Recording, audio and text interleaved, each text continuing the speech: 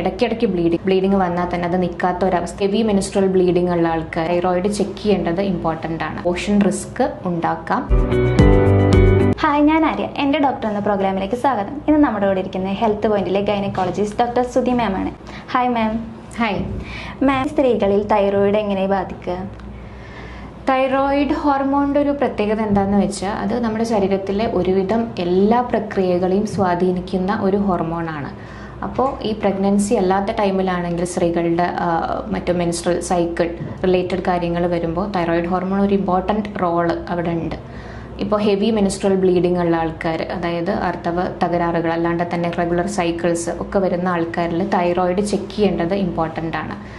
അത് ഒന്നെങ്കിൽ കുറഞ്ഞു പോവാം, ഹൈപ്പോ തൈറോയിഡിസം ആവാം തൈറോയിഡ് ഹോർമോൺ കുറയുന്നത്, അല്ലെങ്കിൽ തൈറോയിഡ് ഹോർമോൺ കൂടുന്ന ഹൈപ്പർ തൈറോയിഡിസം എന്ന് പറയുന്ന അവസ്ഥ. ഈ രണ്ട് അവസ്ഥകളിലേക്കും പോവാം.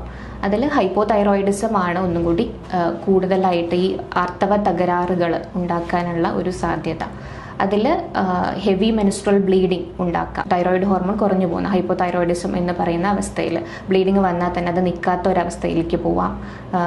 അതുപോലെ ഡിലേ ആവാനുള്ള റീസൺസ് ആവാം, അല്ലെങ്കിൽ ഇടയ്ക്കിടയ്ക്ക് ബ്ലീഡിങ് വരാം. അതിനുള്ള സാധ്യതകളും ഉണ്ട്. ഇനി പ്രഗ്നൻസിയിലേക്ക് വരുമ്പോൾ തൈറോയിഡ് ഹോർമോൺ ഡെഫിഷ്യൻ്റ് ആണെങ്കിൽ, അമ്മയുടെ ശരീരത്തിൽ തൈറോയിഡ് ഹോർമോൺ ഡെഫിഷ്യൻ്റ് ആണെങ്കിൽ അത് അബോർഷൻ റിസ്ക് ഉണ്ടാക്കാം.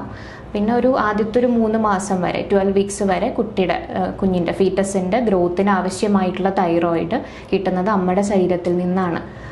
അതായത് 12 വീക്സ് ആവും കുട്ടിയുടെ ഓൺ തൈറോയിഡ് ഗ്രന്ഥി ഫുൾ ഡെവലപ്പായിട്ട് അത് തൈറോയിഡ് ഹോർമോൺ പ്രൊഡ്യൂസ് ചെയ്ത് തുടങ്ങാൻ.